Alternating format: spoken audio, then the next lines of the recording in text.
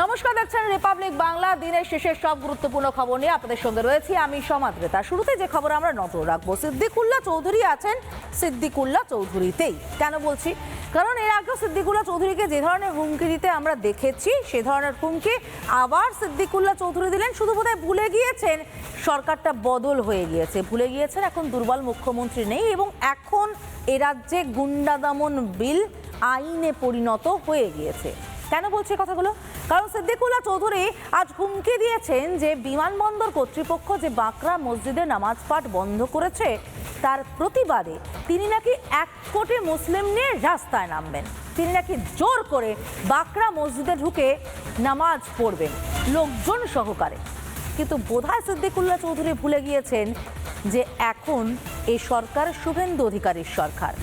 এখন এই ধরনের লোক খেপালে গুন্ডা দমন আইনের আওতায় শাস্তি পেতে হতে পারে।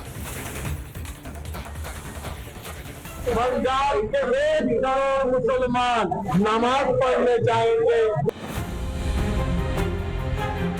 বিমানবন্দরের নমাজ নিয়ে উস্কানি দিচ্ছেন রাজ্যের প্রাক্তন মন্ত্রী।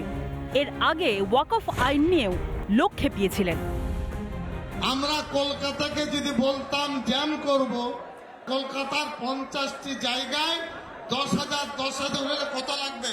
এরা আসবে কলকাতায় বসে চিড়ে গুড় পানি বাতাসা মুড়ি খাবে আর একটু বসবে, কিচ্ছু করতে হবে না। তো দেখবেন টনকটা কেমন নড়ে। এবার উস্কানির ইস্যু বিমানবন্দরে নমাজ। রানওয়ের পাশ থেকে মসজিদ সরিয়েছে বিমানবন্দর কর্তৃপক্ষ। শুক্রবার সেখানে নমাজ পড়তে যাওয়ার হুমকি সিদ্দিকুল্লাহ চৌধুরীর, তাও আবার 1 কোটি লোককে সঙ্গে নিয়ে।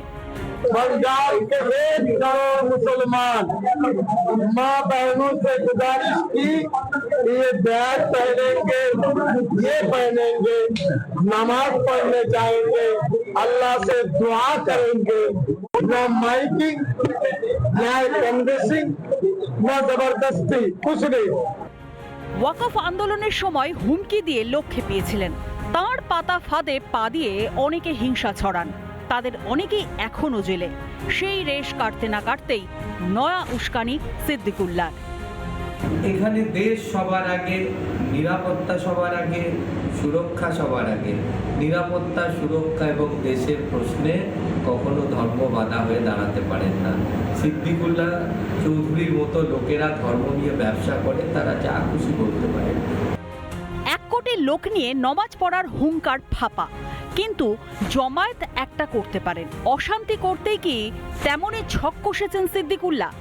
রাজ্যে কিন্তু গুন্ডা দমন আইন লাগু হয়ে গিয়েছে, সেটা মনে আছে তো? রিপাবলিক বাংলা।